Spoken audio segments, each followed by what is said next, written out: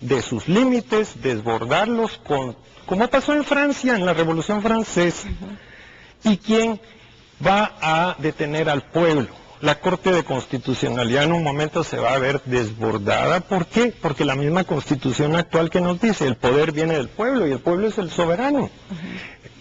Definitivamente, lo que sucede es, como hablábamos, no sabemos todavía qué es lo que se pretende reformar, pero si vemos nuestros antecedentes, en el año 93-94, que fue la reforma que se sufrió, el tema de justicia el país tuvo un retraso en el tema de justicia, sinceramente. O sea, vemos que haber sumado el número de magistrados en la Suprema no sirvió absolutamente para nada. Haber puesto la presidencia rotativa en la Corte Suprema fue nefasto. Haber cambiado el sistema de elección y de nominación de los magistrados de las Cortes de Apelaciones de la forma en que se hizo fue un retroceso, se le dio un golpe a la carrera judicial. Entonces tenemos que tener cuidado mucho con las ocurrencias. Las ocurrencias son dañinas y Guatemala, por desgracia, esa es la regla. Tenemos muchas ocurrencias en muchas partes de nuestra historia. Por lo tanto, nosotros insistimos, tenemos que ver primero qué es lo que se quiere reformar. Ya sabemos que son los 3 organismos del Estado los que han dicho que sí hay necesidad de reforma. Bueno, entonces que los presenten.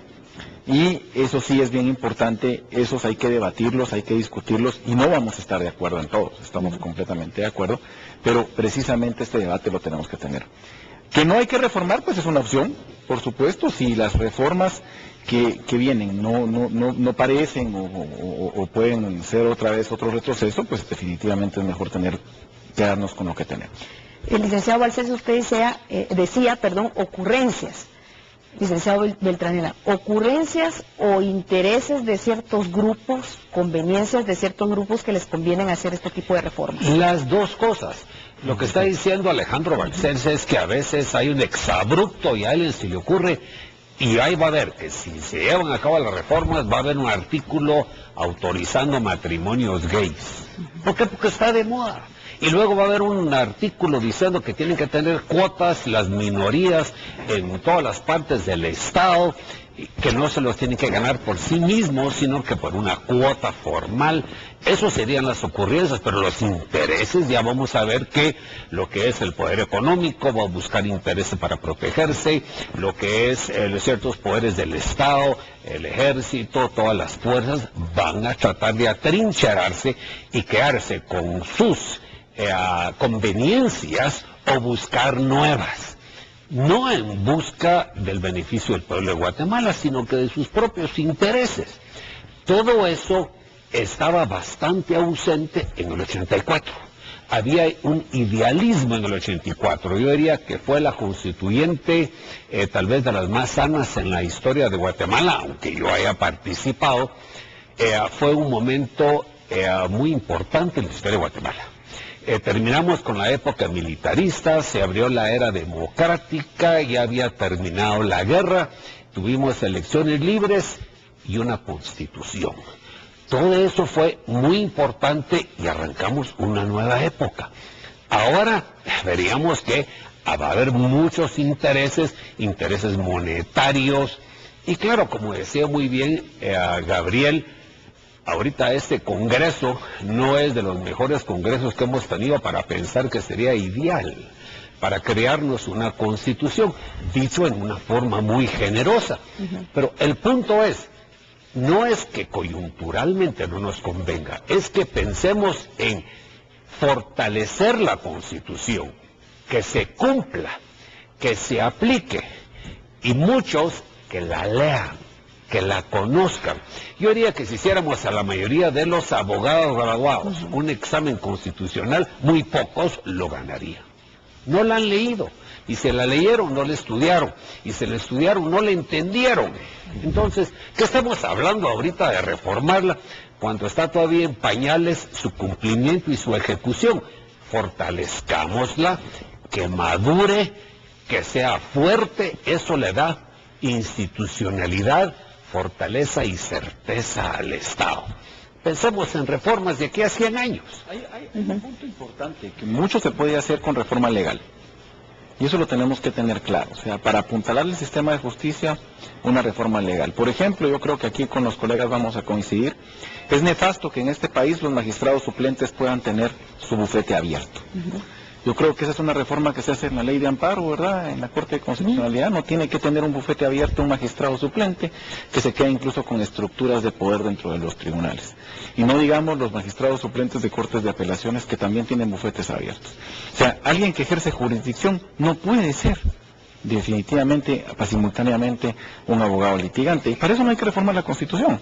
Entonces, definitivamente sí tenemos muchas herramientas que podríamos utilizar. La pregunta es por qué el Congreso está bien que esté ocupado en esta discusión, pero también puede adelantarse en la otra y puede darnos signos exteriores, si vale la expresión, para convencernos de que realmente el sistema de justicia es la prioridad. Otro punto importantísimo que me sumo a lo que señalaba Alejandro es una discusión que se quedó pendiente y hasta yo dudo por qué fue que casualmente sale el tema de la reforma constitucional, y es cuando se está discutiendo, por lo menos con cierta enjundia, la reforma de la ley electoral y de partidos políticos. Porque yo he sostenido en la cátedra y públicamente que hoy por hoy los partidos políticos son casi el sinónimo de grupos delincuenciales organizados.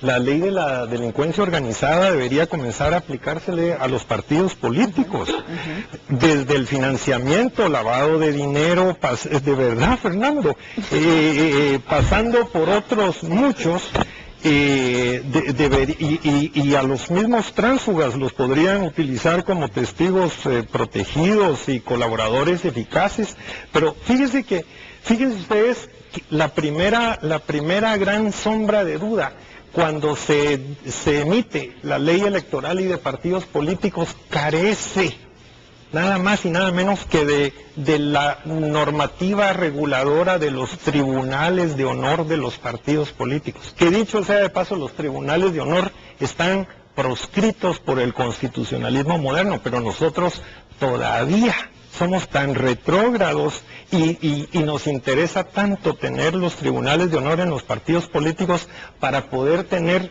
gente que sea de nuevo obediente, rebaños de electores, pero no gente pensante. ¿Cómo va a haber un partido político con ideología que pueda, por ejemplo, garantizar una orientación de una reforma constitucional con lo que tenemos actualmente, con esa escoria de intelectual?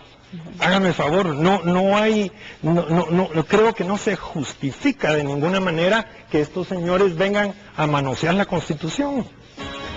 Nos vamos a ir a unos mensajes y regresamos con más. Este tema está muy interesante y yo creo que es una proclama que hacen todas las guatemaltecas y guatemaltecos. Es necesario una reforma a la ley electoral y de partidos políticos, como decían ustedes, para tener gente proba en el Congreso de la República. Tal vez ahí ya podríamos hablar entonces de una reforma a la Constitución. Nos vamos a unos mensajes y regresamos con más aquí, en su Cafecito Dominicano.